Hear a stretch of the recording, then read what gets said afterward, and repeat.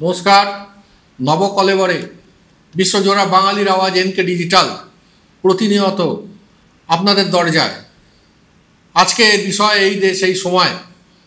এই দেশ এই সময় আজকের উপযুক্ত আলোচ্য বিষয়বস্তু সাম্প্রতিক অতীতে রাজ্যে তৈরি হওয়া একটা বিশেষ বিতর্ক বেঙ্গল ফাইলসকে নিয়ে।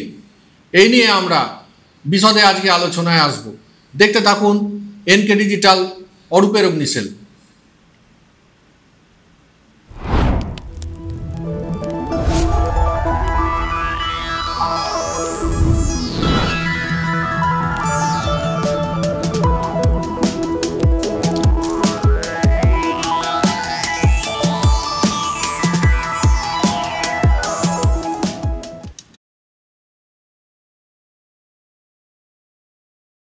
আমি অরূপ সেনগুপ্ত, আপনারা দেখছেন বিশ্বজোড়া বাঙালির আওয়াজ এনকে ডিজিটাল।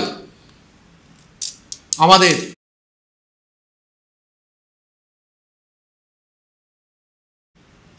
দেখুন, আমি গত বেশ কয়েকটা এপিসোড ধরেই এই দেশ এই সময় করছি এবং তার মধ্যে সাম্প্রতিক অতীতে দুটো তিনটে এপিসোড আমরা করেছি আমাদের রাজ্য পশ্চিমবঙ্গকে নিয়ে। তার কারণ রাজ্যে একটা অশান্তির বাতাবরণ তৈরির চেষ্টা হচ্ছে। বিভিন্ন রাজনৈতিক দল, বিভিন্ন রাষ্ট্রীয় শক্তি, বিভিন্ন অপশক্তি, তাদের মাধ্যমে একটা অশান্তির বাতাবরণের চেষ্টা হচ্ছে। তার কারণ ঘুরপথে ভোট চাই 2026, আর কয়েক মাস পরে, এক বছরও বোধহয় বাকি নেই। রাজ্যে বিধানসভা নির্বাচন আসন্ন। তো যদি সৎ পথে ভোট পাওয়া না যায়, তাহলে ঘুরপথে ভোট পেতে হবে।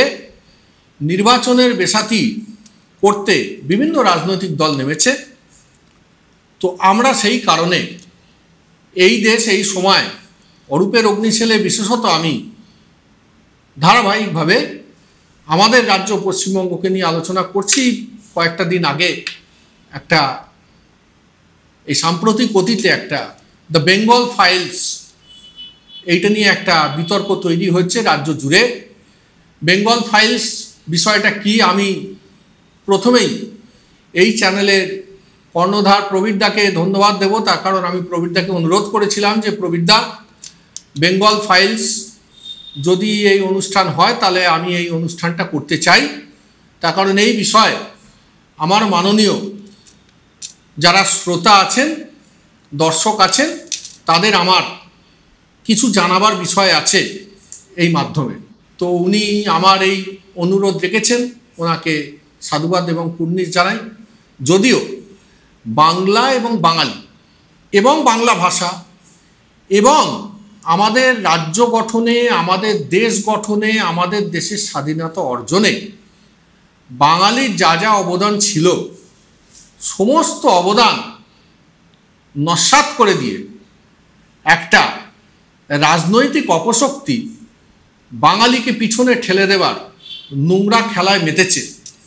এই বিষয়ে আমি আজকে একটু পিছনের দিক থেকে আপনাদেরকে আলোচনা শুরু করে জানাতে চাই। দেখুন, বিবেক অগ্নিহোত্রী তো সিনেমা বানিয়েছেন দ্য বেঙ্গল ফাইলস। যদিও রাজ্যের যারা অভিনেতা অভিনয় করেছেন তাদের মধ্যে কেউ কেউ সমাজ মাধ্যমে দেখছি যে বক্তব্য রেখেছেন যে এটা নাকি দ্য ডেইলি ফাইলস হওয়ার কথা ছিল, তো পরে এটা দ্য বেঙ্গল ফাইলস হয়ে গিয়েছে, আমরা কেউ জানতাম না। তো যাই হোক, এটা রাজ্যের মানুষকে এবং রাজ্যের মাননীয় যারা দর্শকবৃন্দ আছেন, যারা সিনেমা হলে যান এবং সিনেমা দেখেন নিয়মিত এবং সিনেমা দেখে তারা নিজেদের সমৃদ্ধ করেন, তাদেরকে একটু বেশি বোকা ভাবা হয়ে যাচ্ছে হয়তোবা। তার কারণ একটা সিনেমার স্ক্রিপ্ট রাইটিং হয়েছে, একটা সিনেমার ডাইরেকশান হয়েছে, সেই সিনেমাটা এতদিন ধরে শুটিং হয়েছে, অথচ সেটা বেঙ্গল ফাইলস না দিল্লি ফাইলস বোঝা যায়নি। এই বুদ্ধি নিয়ে যারা যারা টালিগঞ্জে অভিনয় করছেন, আমার মনে হয় তাদের সামগ্রিক ব্যবস্থা থেকেই অবসর নেওয়ার সময় হয়ে গিয়েছে, তখন তাদের মাথা কাজ করছে না। যাই হোক, তো রূপলি পর্দার বিতর্ক। তো আজকের আলোচনায় একটু রোমান্স থাক, আমার মনে হয় আপনাদেরও শুনতে ভালো লাগবে। তো এই বেঙ্গল ফাইলস যেটা নিয়ে আজকে আলোচনায় বসেছি, এই বেঙ্গল ফাইলসের আগেও কিন্তু কতগুলো ফাইলস আছে, একটু সেইগুলো নিয়ে আমরা আলোচনা করব। একেবারে শুরুর দিক 1916, 1917, তারপরে 1932, হ্যাঁ, শুরুর দিকে উদ্ভাবনী প্রতিভা কাদের মাধ্যমে সারা ভারতবর্ষের মানুষ সিনেমা নামক বিষয়বস্তুটা অবলোকন করতে পেরেছেন? অবশ্যই দাদা সাহেব ফালকে, তার নাম করতে হবে। কিন্তু বিমল রায়, তার নামও তো করতে হবে। শুধু দাদা সাহেব ফালকে তো নয়, বিমল রায় রয়েছেন, আরও নাম আছেন, আমি পরে আসছি। এই কলকাতায় একটা ফিল্ম ফেস্টিভ্যাল, কয়েক বছর আগের কথা বলছি, রাজ্যের পালা বদলের পরে।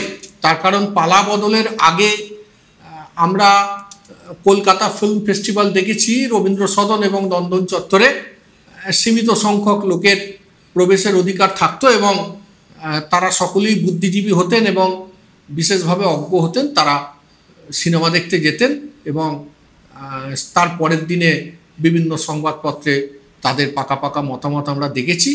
কিন্তু সাধারণ মানুষের ফিল্ম ফেস্টিভ্যাল নামক বিষয়টি সাধারণ মানুষের কাছে ব্রাত্যই থেকেছিল। তো রাজ্যে পালাবদলের পরে আমাদের রাজ্যের মাননীয় মুখ্যমন্ত্রীকে আমরা দেখেছি একজন সাধারণ মানুষ হিসেবে, অরাজনৈতিক মানুষ হিসেবে, যে আমাদের সকলের কাছে ওপেন করে দিয়েছেন, সকলের কাছে উন্মুক্ত করে দিয়েছেন কলকাতা ফিল্ম ফেস্টিভ্যাল। এবং ফিল্ম ফেস্টিভ্যালের উদ্বোধনটা উনি নেতাজি ইন্ডোর স্টেডিয়ামে নিয়ে এসছেন, যাতে অধিক সংখ্যক লোক সেইখানে গিয়ে ফিল্ম ফেস্টিভ্যালের উদ্বোধন দেখতে পারে। তো কয়েক বছর আগে, আমার সালটা ঠিক মনে নেই, খুব সম্ভবত 2021 হবে, তো অমিতাভ বচ্চন এসছিলেন ফিল্ম ফেস্টিভ্যালের উদ্বোধক রূপে। গত 2-1 বছর বোধহয় শারীরিক অসুস্থতার কারণে আসতে পারেননি উনি। তো অমিতাভ বচ্চন এসছিলেন। আমার মাননীয় অমিতাভ বচ্চনের একটা স্পিচ, ইনগুরাল স্পিচের কথাটা বড্ড মনে পড়ছে, আমি আপনাদের সাথে সেই অভিজ্ঞতা একটু ভাগ করে নিতে চাইছি। তো অমিতাভ বচ্চন একটা সময় উনি বক্তব্য রাখছেন, উনি প্রথমেই বললেন যে আমি আসছিলাম এয়ারপোর্ট থেকে নেতাজি ইন্ডোর স্টেডিয়ামে, তো আসতে গিয়ে যেটা দেখলাম যে একটা উড়াল পুল আমাকে ক্রস করতে হলো, সেই উড়াল পুলের নাম দিয়েছেন আপনাদের মাননীয় মুখ্যমন্ত্রী মা। তো আমি কতকটা স্মৃতিমেদুর হয়ে পড়লাম, তার কারণ 1962 থেকে একটা সময় দীর্ঘদিন ধরে আমি বার্ট কোম্পানিতে কলকাতাতে কাজ করেছি। তো আমরা অমিতাভ বচ্চনের সেই স্পিচটা শুনেছি। আমি ফর্চুনেটলি সেই দিনে নেতাজি ইন্ডোর স্টেডিয়ামে ছিলাম। অত্যন্ত ডিটেলড একটা স্টাডি করে উনি এসেছিলেন, অত্যন্ত ডিটেলড স্টাডি। বিমল রায়, শশধর মুখার্জি, ঋষিকেশ মুখার্জি, বাসু চ্যাটার্জি, হেমন্ত মুখোপাধ্যায়, মান্না দে, সলিল চৌধুরী, শচীন দেব বর্মন, রাহুল দেব বর্মন, রাখি গুলজার, জয়া ভাদুরী, দাদামণি অশোক কুমার, কিশোর কুমার, এতগুলো নাম নিয়ে উনি 1932 সাল থেকে আর 2021 অবধি ভারতীয় সিনেমার বিবর্তন এইটা আমাদের সামনে তুলে ধরেছিলেন।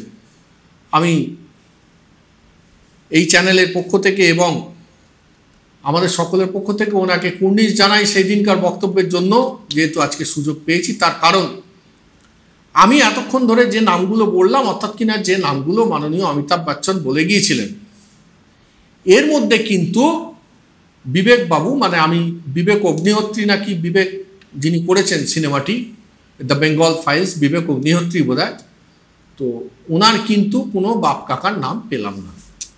অর্থাৎ আমি বোঝাতে চাইছি যে ভারতবর্ষের সিনেমা, সেটা কি বলিউড হোক কি টলিউড হোক, অধিকাংশ, যদিও একটা আলাদা স্ট্রিম আছে south Indian cinema, south Indian cinema খুব একটা অল ওভার ইন্ডিয়া রিলিজও হয় না, তার একটা সেপারেট অর্থনীতি, সেপারেট বিষয় রয়েছে।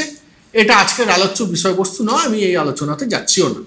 কিন্তু বলিউড এবং টলিউড একটা সময় ছিল, সিন্স ইনসেপশন, দীর্ঘদিন ধরে বাঙালিরাই কন্ট্রোল করত। আজকে বিবেকবাবু বেঙ্গল ফাইলস বানাবেন রাজনৈতিক উদ্দেশ্য প্রণোদিত হয়ে। উনি তো কাশ্মীর ফাইলস বানিয়েছেন, কি যে বানিয়েছেন কাশ্মীর ফাইলস সে তো আমরা দেখেছি, ভেতরে যে তার সারবত্তা কতটা আছে সেটাও আমরা বুঝতে পেরেছি। যাই হোক, বেঙ্গল ফাইলসে আসবো। আমি তো একটুখানি রোমান্টিক দৃষ্টিভঙ্গি নিয়ে আজকে সিনেমার আলোচনা করতে বসেছি আপনাদের সঙ্গে।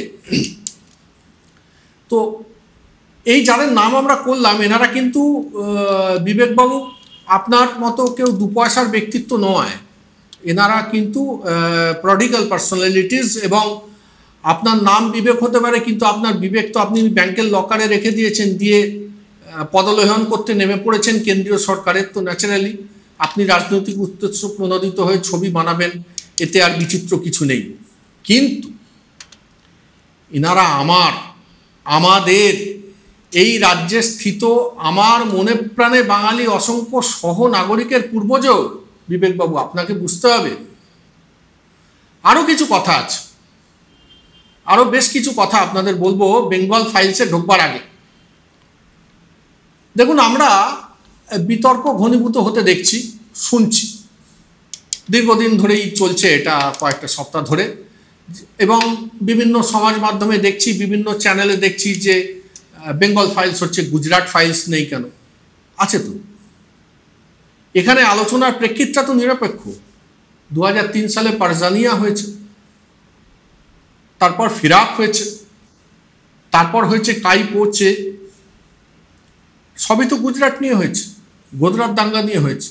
ফাইনাল সলিউশন হয়েছে, একটা মালায়ালাম সিনেমা হয়েছে নানমা, গুজরাট নিয়ে। লুসিফার হয়েছে, এবং সর্বশেষ আমার অনুসন্ধান যদি খুব ভুল না হয়, দ্য সাবরমতি রিপোর্ট, একটা সিনেমা হয়েছে গুজরাট কাণ্ড নিয়ে। তাহলে বাংলায় হয়নি কেন? এটাও তো একটা প্রশ্ন আমার আপনার মনে জাগতে পারে। বাংলায় তো ভালো পরিচালকের অভাব ছিল না। সত্যজিৎ রায় ছিলেন, তপন সিনহা ছিলেন, তরুণ মজুমদার ছিলেন। অত্যন্ত সচেতনভাবেই আমি একদম শেষে মৃণাল সেনের নামটা রেখেছি। আরও অনেকেই ছিলেন, নাম করতে বসলে তো নামই করে যেতে হবে। তো আমার কথা হচ্ছে যে এত বাঙালি প্রতিভা সম্পন্ন পরিচালক থাকা সত্ত্বেও বেঙ্গল ফাইলস হয়নি কেন? কারণ আছে। তার কারণ মানিকবাবু, তরুণবাবু, মৃণালবাবু, তপনবাবু এরা সিনেমার মাধ্যমে রাজনৈতিক অস্থিরতা সৃষ্টি করে ভোটের বেসাতি করতে নামতেন না। সেটা তাদের কাজ ছিল না। তাদের কাজ ছিল সিনেমার মাধ্যমে মানুষকে বিনোদন দেওয়া, এন্টারটেনমেন্ট দেওয়া, এবং যদি কোনো সৎ বার্তা দেওয়া যায় সেই সৎ বার্তা দেওয়া। তাতে কিন্তু কোনো খামতি ছিল না। একটা সময় ছিল, জানেন, আগে বাংলা সিনেমা হতো। আমি আপনাদের কতগুলো সিনেমার নাম বলি।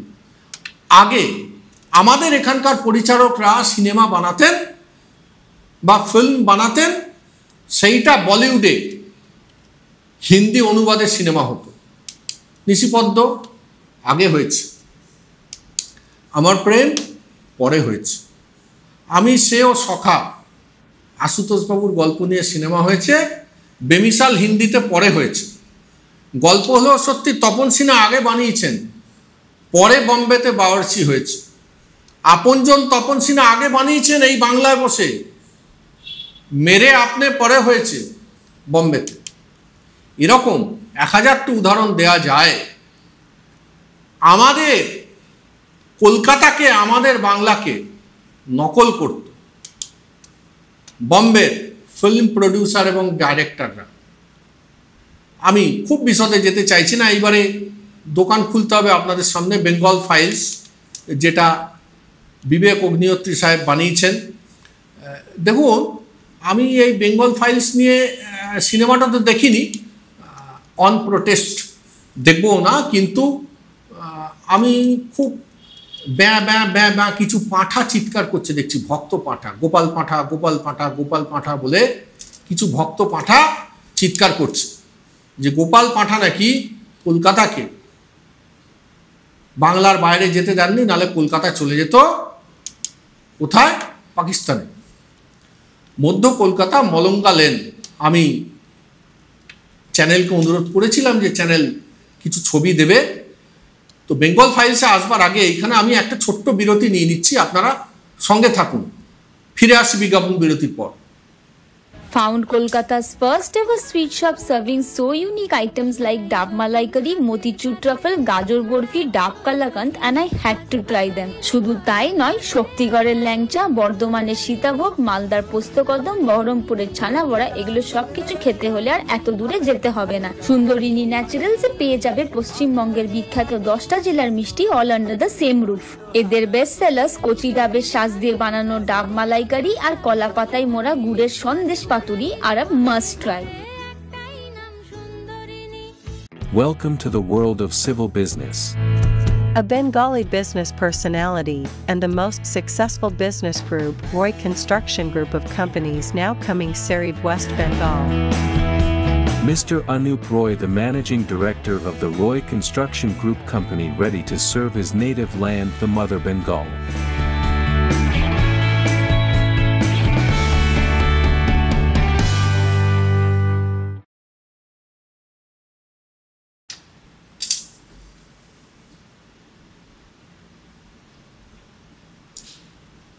নমস্কার, ফিরে এলাম বিজ্ঞাপন বিরতির পর। মধ্য কলকাতা মলঙ্গা লেন গোপাল মুখোপাধ্যায়ের নিবাস ছিল। গোপাল মুখোপাধ্যায়, গোপাল পাঁঠা নয়, পাঁঠা আপনারা যারা চেঁচাচ্ছেন গোপাল পাঁঠা বলে, তো ওনার আসল নাম ছিল গোপাল মুখোপাধ্যায়। উনি ভূতপূর্ব রাজবন্দী অনুকূলচন্দ্র মুখোপাধ্যায়ের ভাইপো। বিপ্লবীদের অস্ত্র সরবরাহ করতেন অনুকূলচন্দ্র মুখোপাধ্যায়, এবং বুড়িবালামের তীরে বাঘাযতীন অর্থাৎ যতীন্দ্রমোহন বাবু যে ব্রিটিশদের সঙ্গে লড়াই করেছিল মাউজার পিস্তল নিয়ে, সেই মাউজার পিস্তল বাঘাযতীনকে সরবরাহ করেছিলেন এই গোপাল মুখোপাধ্যায়ের কাকা অনুকূলচন্দ্র মুখোপাধ্যায়। তো গোপাল মুখোপাধ্যায়ের ইতিহাসে এইবার আসি, আপনাদের সবিস্তারে একটু বুঝতে সুবিধা হবে। উনি চুল দাড়ি এবং রাখতেন এবং শিখদের মতো করে সেজেছিলেন। তার কারণ হচ্ছে তৎকালীন যুগে কলকাতায় যারা নামকরা সমাজ বিরোধী ছিল, যেমন মিনা পেশওয়ারি, বোম্বাইয়া, এরা কিন্তু কলকাতায় তৎকালীন স্থিত শিখেদের খুব ভয় পেত। সেই কারণে গোপাল মুখোপাধ্যায় ওই বেশ ধারণ করেছিলেন।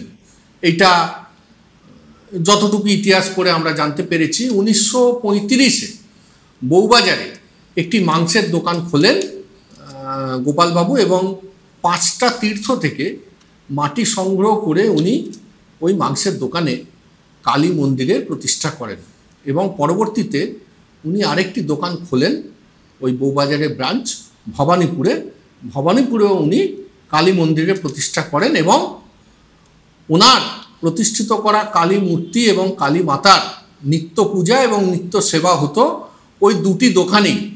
যেহেতু পাঁঠার মাংসের দোকান করেছিলেন উনি, সেই হেতু ওনার নাম গোপাল মুখোপাধ্যায়ের পরিবর্তে গোপাল পাঁঠা হয়ে সমধিক পরিচিত হয়।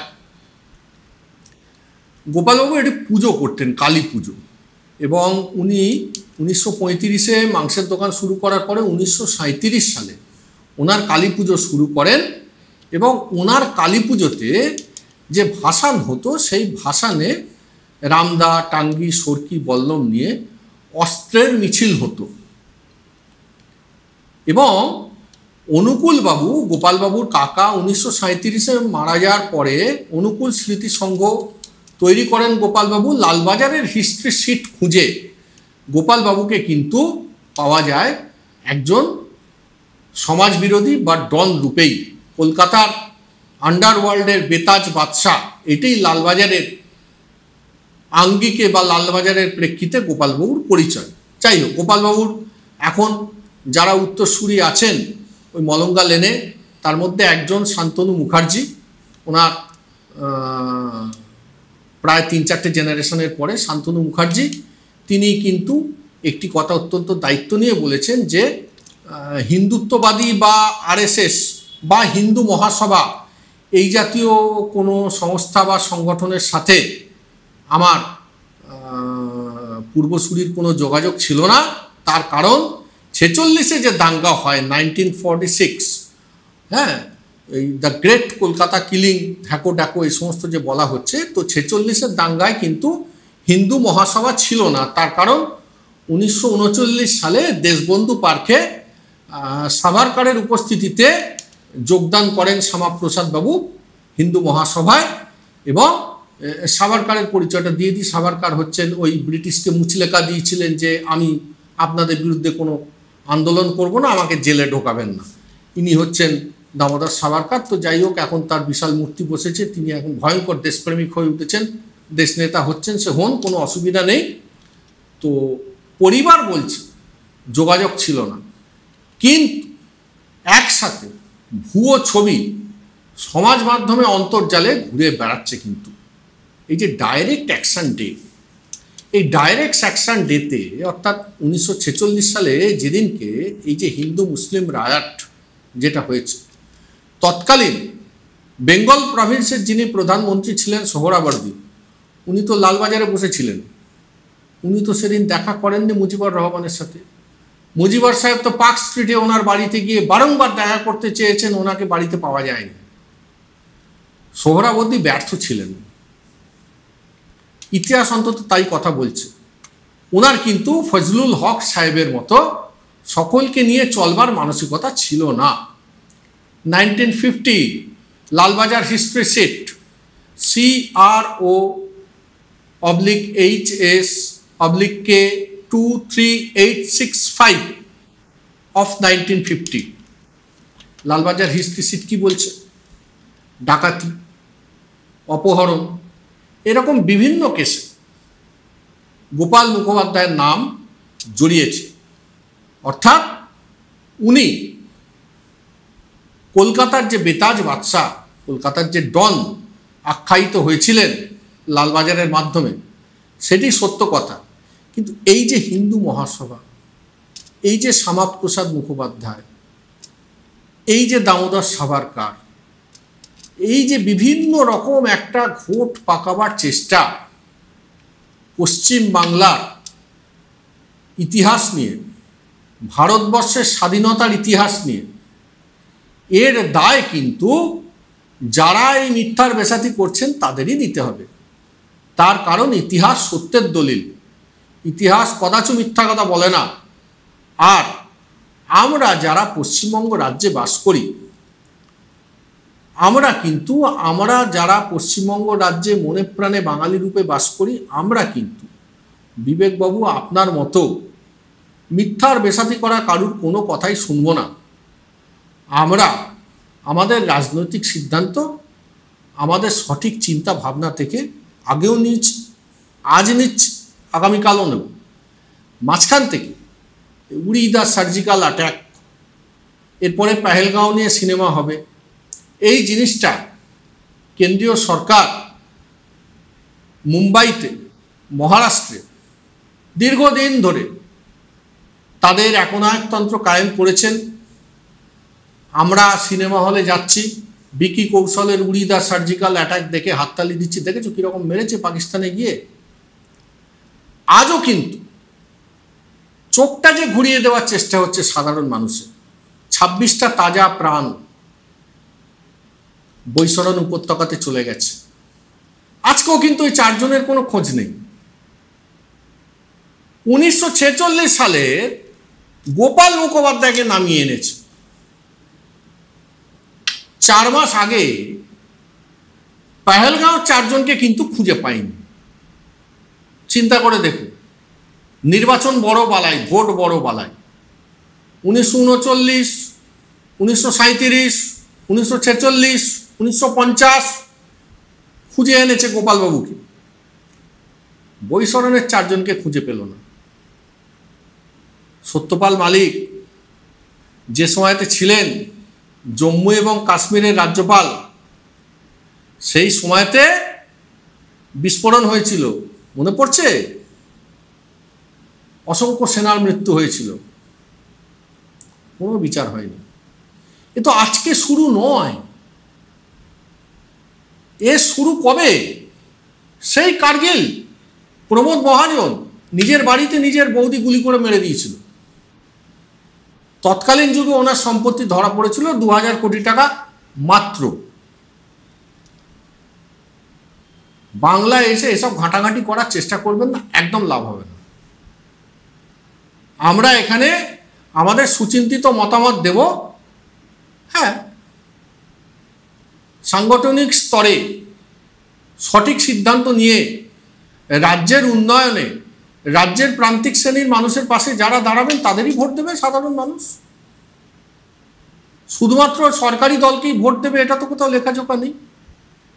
কিন্তু আপনারা মিথ্যার বেসাতি করে একটা ফিল্ম বানাবেন, একটা সিনেমা বানাবেন, সেইটা দেখে আমরা আহা আহা করতে করতে আপনার যারা মেন্টার আছে, গুরু আছে, তাদেরকে ভোট দিয়ে দেবো।